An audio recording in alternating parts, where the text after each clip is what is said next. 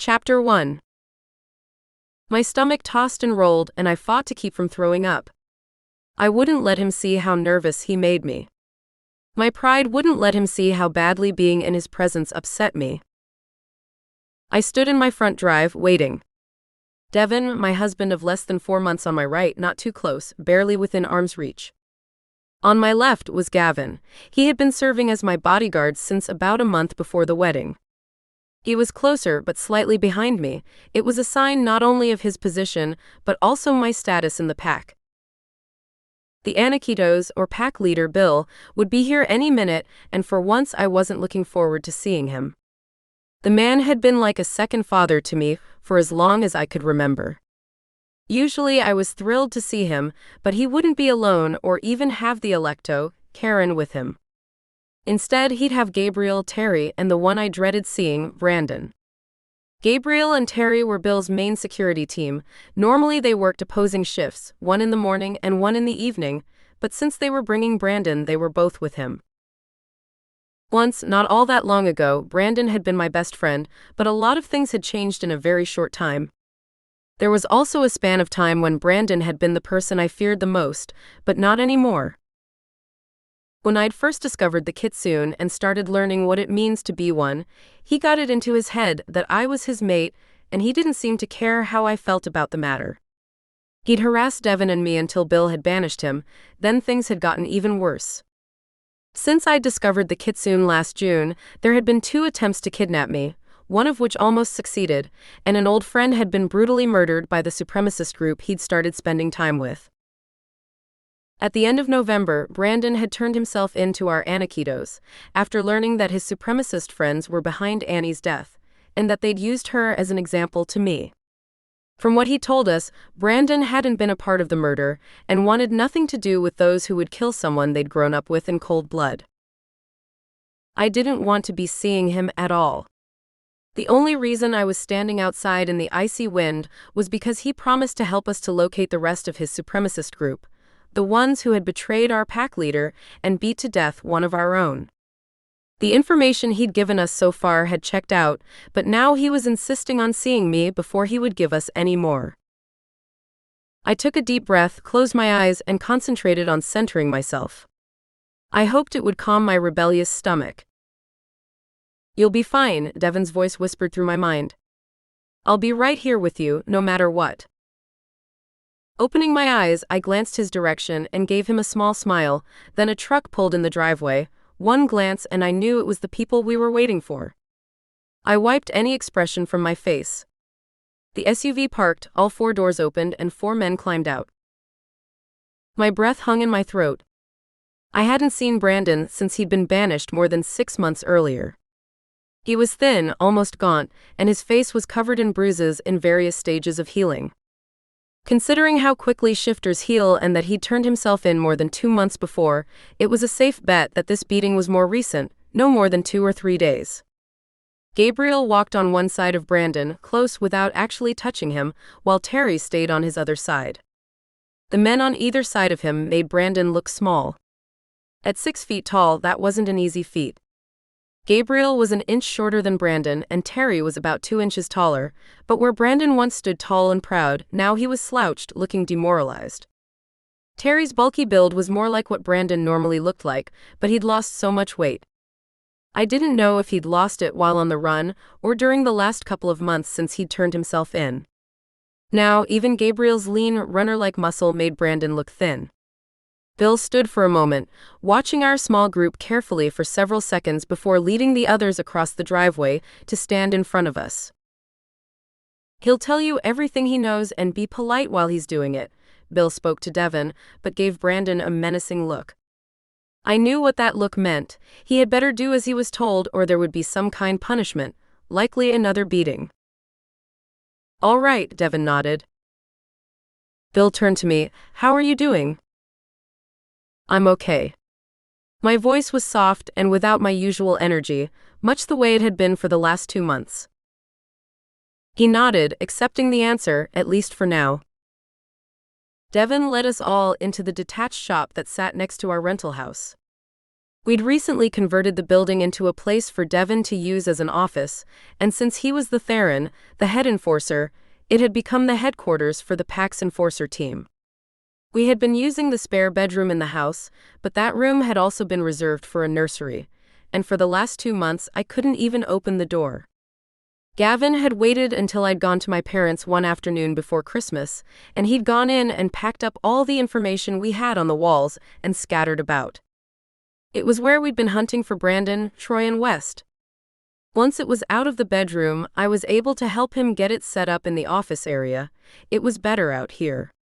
We could lock the door, and there was no chance of my sisters or my brother, Cameron, who didn't know about the Kitsune, stumbling across it and asking questions. I followed the rest of the group into the shop, Gavin trailing behind, staying with me. I stood in the doorway and listened to what was being said, grateful I hadn't been a real focus of attention for the group. Seeing me seemed to be enough for Brandon, and he hadn't tried to talk to me. I left them in East Texas, Brandon was saying to Devon. When they told me about Annie, how she died and who was behind it, something clicked and I just couldn't do it anymore. I left them then and there. How did you get away from them? Devon wanted to know. Brandon gave a dry, humorless laugh. They weren't my guards, they weren't even watching me. I just gathered my stuff when they were off doing their own thing and left. Have you been in touch with them since you left? Devon wanted to know. Once. Did they know you were coming here? Turning yourself in? Brandon shook his head. No. I didn't see a reason to tell them. Devon nodded, considering. We already know you were behind Nickie's kidnapping in Seattle. Did you also ask Troy to take her in Texas? Brandon looked at the floor and for a moment, he looked defeated. Yes. He met Devon's eyes again. Devon's eyes narrowed as he watched Brandon for small, telling reactions. Did you at that time know she was pregnant? I flinched at the word pregnant, I couldn't help it. Devon's eyes flicked to me, and in them I saw a reflection of my pain. You don't have to be here for this. Go inside for a little while, I'll let you know if we need you, he sent over our mental channel.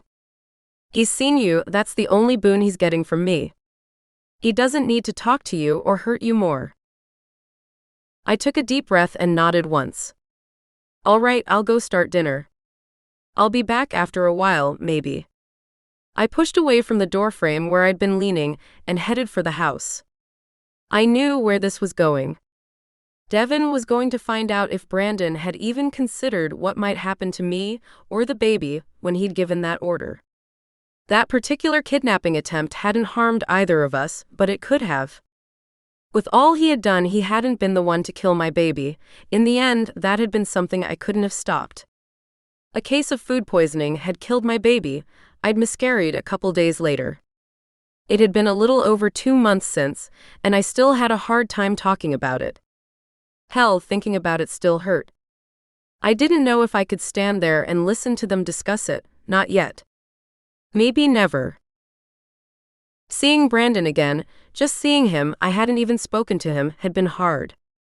I stood at the kitchen counter when the back door opened and Devon came inside. They're gone, he said, moving close behind me and wrapping his arms around me.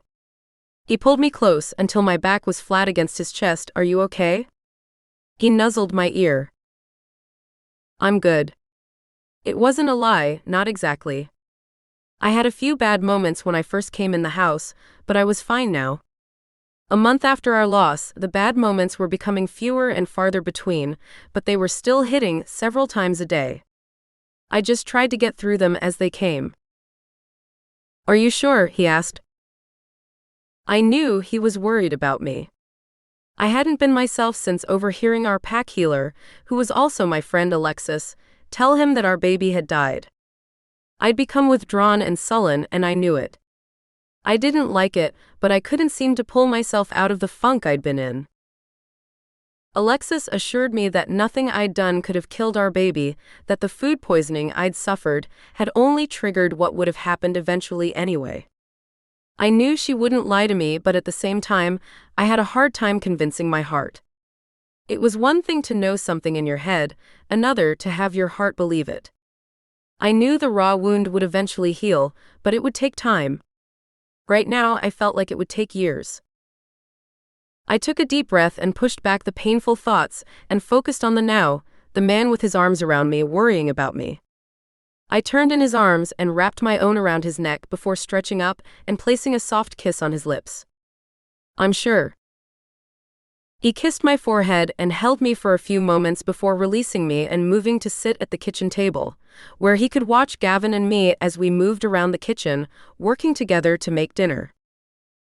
What did you learn? I asked. Devin hesitated before taking a deep breath. He didn't know, but he admitted that he didn't know if it would have mattered at the time. I took a deep breath and let it out slowly, so Brandon hadn't known I was pregnant when he had Troy attempt to kidnap me. Anything else? I asked. He said when he met up with Troy said he suspected but didn't know for sure. I get that, I mean before that part. What did he have to say about the rest of the time he was gone? Oh, that. He said he never planned to stay with his family in California. When he left here, he was already planning to go rogue. He had friends here on the enforcer team to keep him informed of what was going on here. It was Weston who told him we were in Seattle. He admitted to hiring those thugs. Yeah, he admitted it. Said he didn't mean for anyone to get hurt, but at the time he hadn't really cared either, as long as he could have you. I didn't understand it. That wasn't something the Brandon I had known would do. What about now? Why doesn't he feel that way now? I don't know why. He said he didn't really know when the obsession had died, but somewhere in that last month he'd lost the driving need to possess you and started seeing things more clearly again. That's when he decided to turn himself in? That's when he decided to ditch the others. He came back here and started looking into Annie's murder. He broke in here to get a look at what we had on the investigation. I said, but what about the damage to our bedroom? He broke in to see what we had on Annie's murder, he confirmed. He apologized about the bedroom. He said he was in the other bedroom and could smell the two of us, and he lost his temper. Anything else? I asked. Devin took a deep breath. He wants to earn his way back in the pack. He says he knows it'll take time and a lot of work, but he wants to try. What do you think about that? I turned to watch Devin as he answered.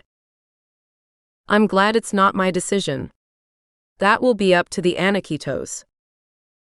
But how do you feel about it? I don't know. I have mixed feelings about it. How do you feel about it? It was you he was harassing, you that he injured. I don't know.